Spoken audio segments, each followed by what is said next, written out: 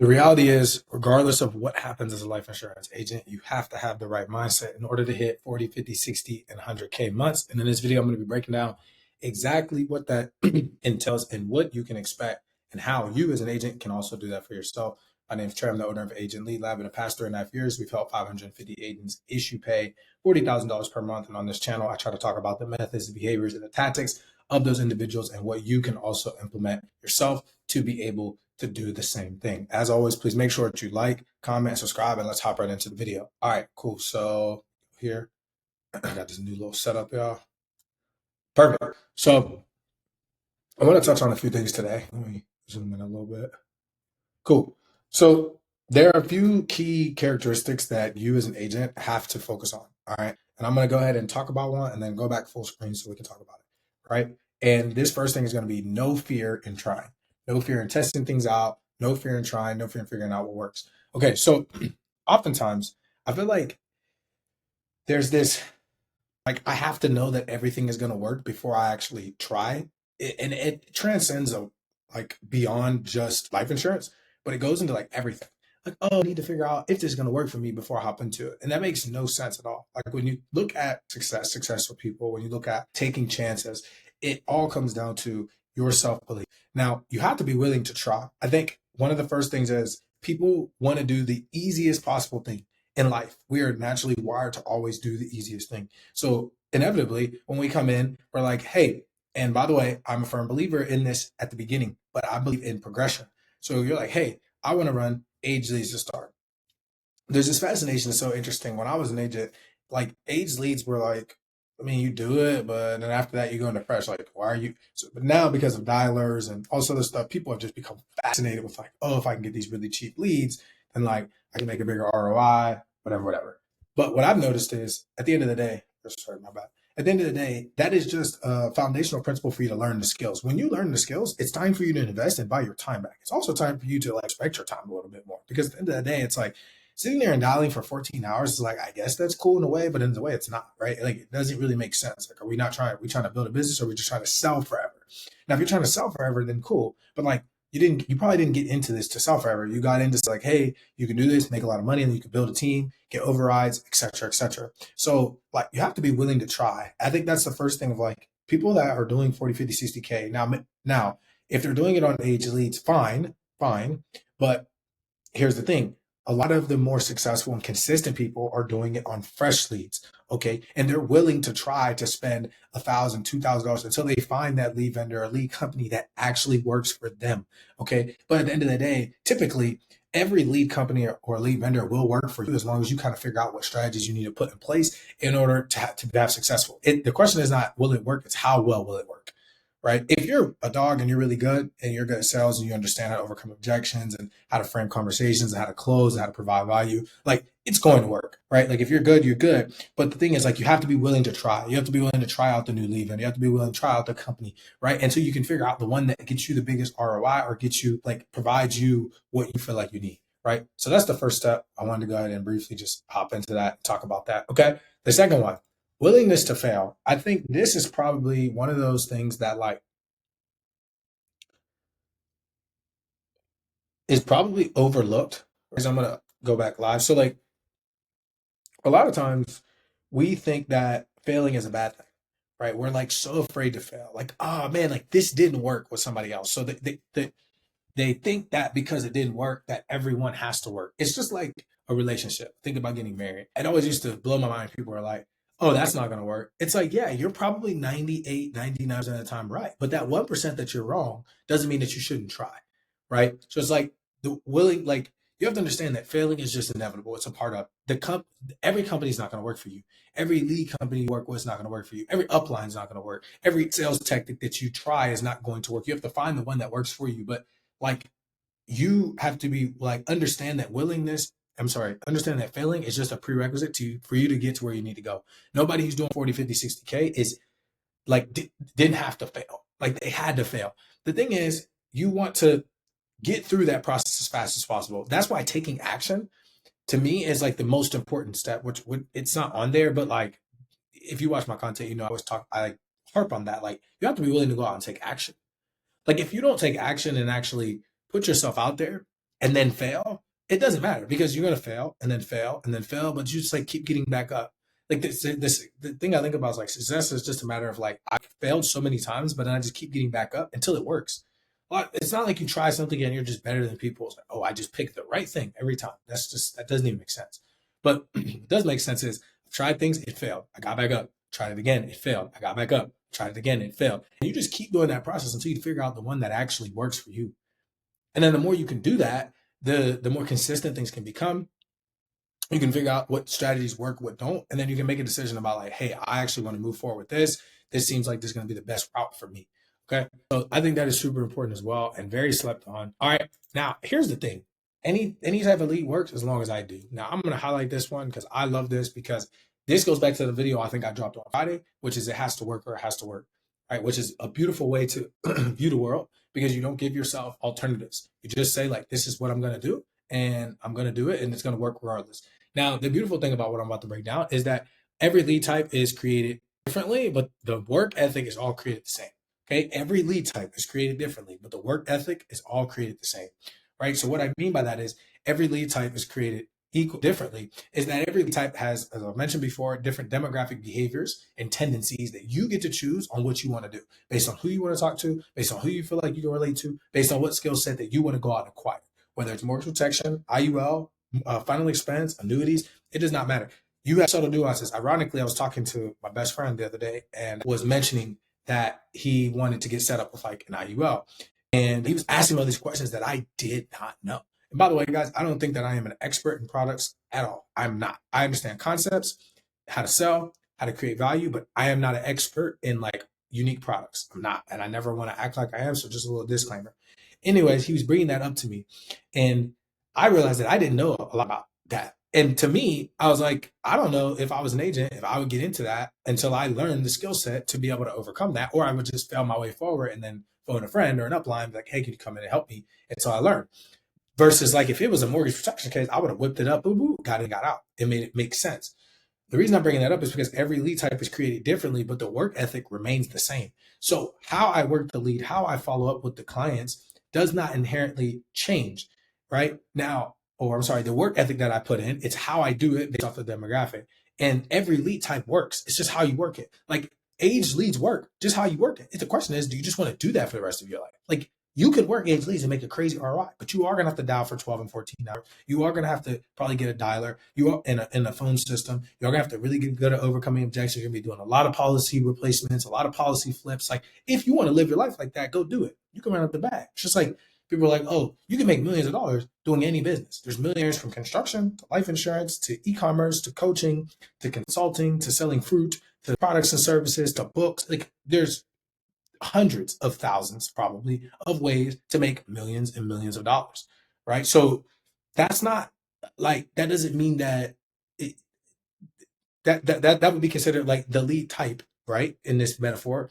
But like the work ethic still remains. Like you still need to get up, you still need to have great products and services, you still need to treat clients well, you still need to have amazing fulfillment. You need to have great communication. Your marketing probably needs to be on point. You need to have amazing follow up. You need to have SOPs. These things don't change. They're all the same, just like it is with sales. So the lead type does matter, but most people have to realize that like you and how you work it is what's a lot more important, right? And at the end of the day, that's an extremely important factor. All right. So the last thing I want to talk about is accountability. Now, this is the thing that I feel like agents that are searching for leads or trying to figure out like the new solution, they do not do well, right? And to me, it transcends to like how you view yourself in life. Like the mindset of it has to work or it has to work, or the mindset of also inherently has the definition that I'm going to take responsibility for whatever actions happen, good or bad. Right? There's a book by I think it's Jocko that has it. It's called Extreme Ownership. Right? And the philosophy around it is that like whether things happen good or bad, it's on me. Everything that happens in my life is a direct response of what I do. Now, I think I said this in a few videos and I mentioned it before for that to be 100% biblically correct, I do not believe that as a believer. So I want to just put that out there. But I will say that the ideology, the concept, say that, is correct in a way, right? Like conceptually, you should take responsibility for what you do. God's given us free will. We're to go out and to use it at to the best of our ability. But You have to take accountability for what happens. Like, I'll give you a perfect example. We have people that buy leads and they'll complain that somebody doesn't pick up the phone. It's like, you bought a lead from a company. What in the world does that person picking up the phone have to do with that company? Well, these leads don't pick up. How are you working a lead? Well, I talked to somebody, but they said that they saw that said it was life insurance, but they could get $50,000. Okay. They said it was life insurance, they could get 30K. Okay. They said it was an IUL and they could get $1 million. Okay. That's marketing. What do you mean? You get them in the funnel, you get the information, and then you work them. The ad doesn't say, well, it was a life insurance person and they thought they were getting a free Walmart gift card. That's different. Well, it was a life insurance request and they thought that it was a free program. That's different. They didn't think it was free. They knew they had to pay. They just wanted to get this. It's your job to explain why, hey, Susan, unfortunately, you're not going to be able to get $2 million because of this, and this. You don't qualify, and that's okay. But here's what we need to do. That's what your job is. That's your job. Your job is not for people to come in and for them to tell you, hey, I'm ready to sign up right now. Give me a credit card. If that was the case, then honestly, what I would do, I have my license. I would literally just generate the leads, bring them in. I would call them when I have a second, be like, hey, ready to roll? Like, yeah, here's my information, banking, routing, account, boom, and then get them signed up. That's not how it works. That is taking accountability. You need to be better. I never bought a lead. You know what's crazy? When I sold, I never once blamed the leads. I never once blamed the leads. I never once blamed the leads. I promise you, you can never catch me blaming a lead. I will never do it. It doesn't make sense. I'm not going to blame the lead. I'm just going to say that this lead is not worth my time to put the work in to get the desired result. And this is what I'm saying, as long as the lead was not misleading, meaning that like I bought something and every single person I talked to thought it was something different. That just means like, what are you doing with the marketing? That's different. I'm saying that the person was harder to sell. The person had unrealistic expectations. I never once blamed the lead. Every lead pack I've ever bought as an agent, no matter what it was, when I bought 2-year-old leads, I made a sell. When I bought a year-old lead, I made a sell. When I bought leads where some of the leads didn't even have phone numbers, I still found a way. Fast people, true people search. When I bought 2-month-old leads, when I bought 1-month-old leads, when I bought 15-day-old leads, when I bought Facebook leads, when I bought mailers, when I bought final expense mailers, I bought the 1.0, the 2.0, I think they had the whatever. I bought the retro. I bought every type of mortgage. I bought age mortgage. I bought age final expense mailers. I bought YouTube leads. I've closed every single lead. It doesn't matter because I believe at the end of the day, I'm going to take accountability. This person filled out a form, whether it was yesterday, 3 months ago, it's my job to do it. I didn't even, the culture that I was brought up in didn't even allow you to blame a lead. I don't remember anybody ever blaming a lead, ever. Nobody ever like, oh my goodness, these leads. The question was, if I bought these leads that were 3 months old, I just don't want to dial all day, bro. Like when I bought leads, all I said was, if I'm buying fresh leads, I just have to dial less. Dude, I would buy a $50, $70 lead and somebody would still tell me to kick rocks. I'm not like, oh my goodness, it was $70. It's like, stop complaining. Take accountability for the fact that you just didn't do what you needed in that situation. Your tonality was off. You called them at the wrong time. Maybe you did dial them too much. You didn't approach it right. You want to know why? Because I guarantee you that same lead that person was like, oh, I'm not interested. I give it to another agent in 30 minutes, an hour. I'll give you a perfect example. I literally called a client the other day. I'm calling a client. I'm getting out of a meeting. I called the client. Lady was like, "Oh, I'm busy. Blah blah. Book me for 7. I don't have any time any other time." I swear to goodness. I swear to goodness. I go to another meeting. We're on Zoom. We're on our Discord, just like this. I go to another meeting. I forgot to mark it in our CRM. My other sales rep calls the same exact lady, books her, 11 a.m. I swear to goodness. And she just told me I'm not free no other time. So you mean to tell me that I'm gonna sit here and complain, oh my goodness, this person's not available when I'm available? It's like, yo, I did something wrong in my presentation for him to turn around and call her 30 minutes later and have a completely different conversation, and then she books. You see, I don't live in the world where I make excuses for anything. I take full accountability of every single thing that happens, especially in sales, because it always comes down to a few things: tonality, the way that you can explain what you're offering, right? The product or service that you are offering, the pictures that you paint based on that product and service, and how you make that client feel. That's really it. Like those 4 things are essentially the key components of what it takes. Everything else outside of that does not matter. You need to take accountability for the fact that this is an old lead, so I need to work it like an old lead. It's a fresh lead, so I need to work it. If the person says yes or no, it's always on me. I did something wrong. As long as that person picked up the phone and knew what it was. That's why I always harped on intros. If somebody picks up the phone and they know what it was that they filled out, every single thing from that point forward is 1000% on you. The job of the marketing company, the marketing division, the leads division, the lead vendor, the self, whatever name you want to call it, if they pick up the phone and they know exactly what they filled out, they say yes, they don't give you an objection, say that wasn't me, and hang up. Even if they do say that, you just like ways to like, oh, okay, cool, well, I got your information. Like, but let's just say that they don't. I'm just going to talk about the people that don't, which with our leads, you don't have a whole lot of, I didn't fill that out. So let's just say that you have all the leads to pick up, know exactly what it is. If you don't close them, if they don't show up to the appointment, if they say whatever, that is on you. Because I can turn around, or somebody like the analogy I gave, 30 minutes or 30 days or 90 days or even longer can call that same person and get a completely different outcome. So is it the lead's fault or was it yours? And unfortunately, people don't like being told that you're not good. And that's okay. I didn't do a good job on that call. This is me. I'm saying I didn't do a good job. I called my own lead from my company and I didn't position it right. Maybe my tonality was off. There was something that I did not do. Then my sales advisor goes right behind me unknowingly, because I didn't mark it, calls the person like it's nothing happened and books the appointment for a time slot that she says she didn't have available. Now, whether or not that, we'll see what happens with the outcome of that, but that's not the point though. The point is that regardless, I will take accountability and say, I voted on that call. I would never say, well, all these people, bro, they're agents, but they can only talk. But it's like, bro, what? Like, what world do we live in where we just don't? And that's the problem, is that in our society, people just don't want to be told like you're just not good. You're being soft. You just need to improve. And I hate to say it, that's the reality of the situation. People don't want to look at the world like that. They want to be coddled. They want to have this, oh, like, okay, like no, like, you need to get better. There's literally places in the world where they like don't accept that. They don't accept the fact that you say like, oh man, like woe is me. They don't. You don't live your life like that. They're just like, hey, this is what you have to do.